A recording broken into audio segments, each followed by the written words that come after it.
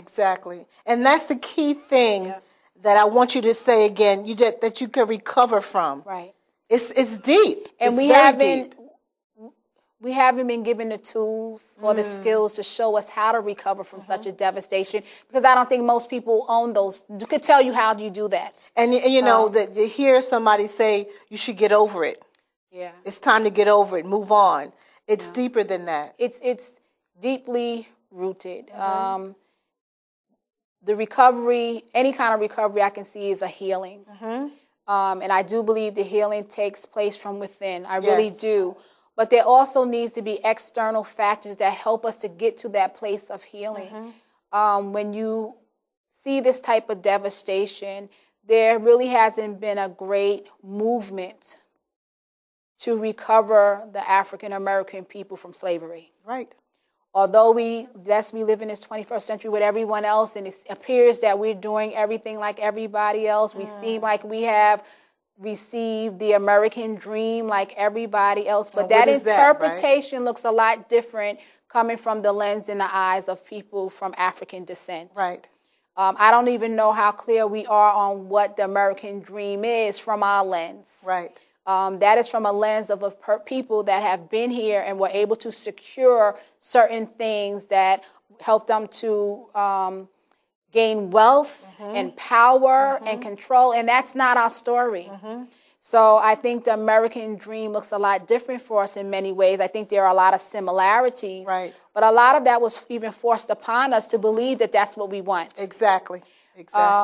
And so when you rip a family apart and you rip a community apart, you know, we're seeing the devastation and the effects of it. When you don't have a father who stays in a household because, you know what, not only can he get a job, but he doesn't feel like he's worth anything. He feels worthless because from that seed that was planted so long time ago that was ingrained in his father's head that he is nothing and he won't be anybody, it gets passed on. The whole mentality is birthed out of that. Exactly. And I think there's a lot of lack of understanding in regards to that. So when people say get over it, we haven't been helped to get over it.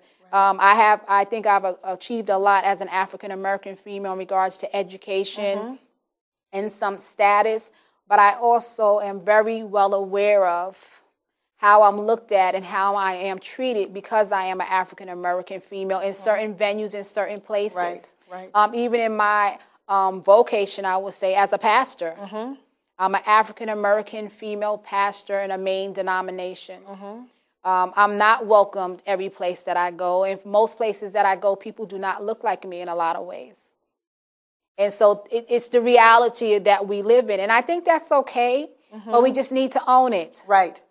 That this is how it is, and that we need to recognize the reasons why these things are the way they are. And it doesn't have to do because people don't have education and people don't want to learn and people don't want to grow. It's because of lack of opportunities, and it's because of lack of help and support in the ways and in the areas that we need to have them to help us to recuperate and to move on from the devastation that we have suffered as a people, stemming way back to slavery. That's what I really feel. And you know, I also, I'm going to go there. Personal experience is I feel that so many times I've had to push down my anger. I have to push down, stay professional, you know, stay, you know, this particular person, and then continue to push down this hurt, push down this pain, push down this anger.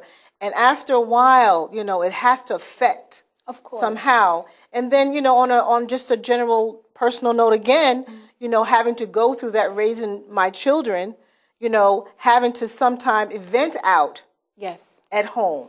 And unfortunately, allowing them to hear and experience the pain. And then, like you said, that carries on. As much as you don't think that it is, or you don't really, you know, purposely want to do that. But you have, you know, and like you said, it continues. It continues. And it's time for it to stop.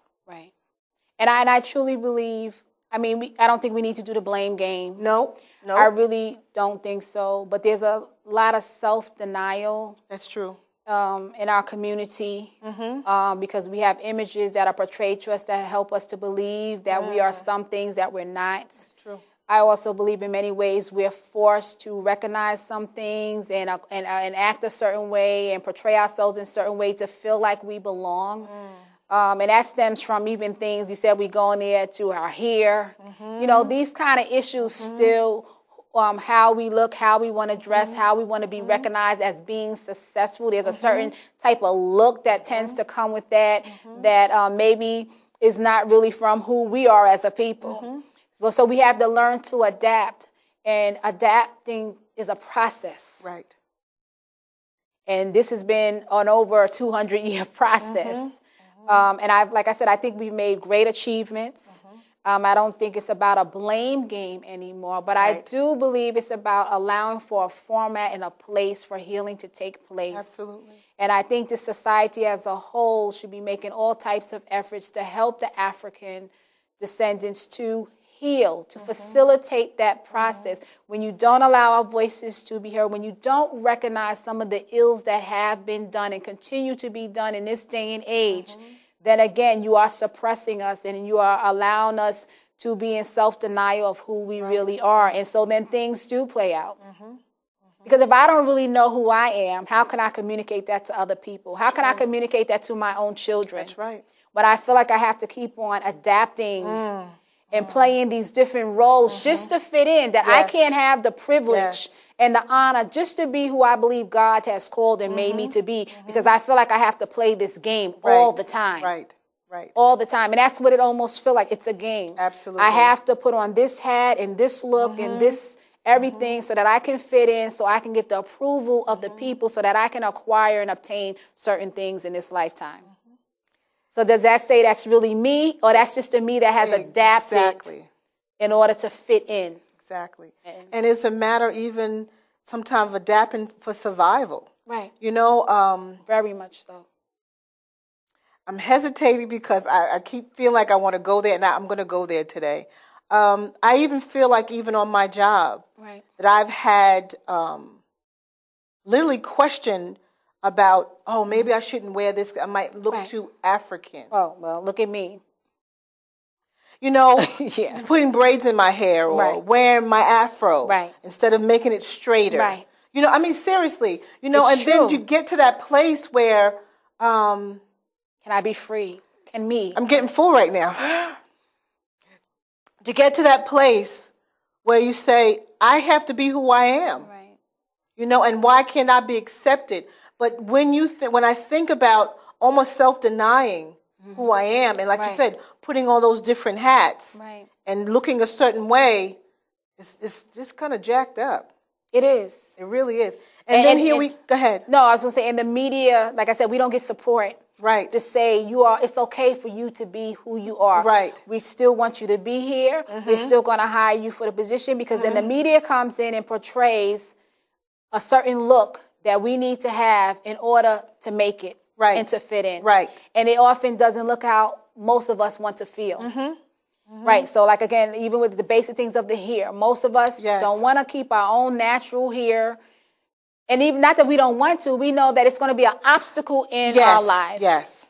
And some of us are just bold enough to say, whatever. I may be one of those. But I was clear also that I've gotten as far as I have gotten in this life because of my looks. Right. My color and certain things about me is less threatening than probably when you see my mocha chocolate mom. Come in the room. So I'm clear my complexion, my looks, and some other things has gotten me into a lot of places. Right. And that's a reality. I know we don't like to talk about it and discuss it, but I have seen it. Right. I have family members, people in my family that are darker than me and have the texture of hair that's what we consider more natural styled and kinky. And I'm clear the doors that have been shut in their faces because of that. And, you know, I said, you know, we need to talk about this. We need to have the conversation about these young girls without their fathers, about what we're talking about, because all of this still affects, because that particular night we had those young girls there from high school, but I purposely had two young ladies, which one was my daughter, and the other one was another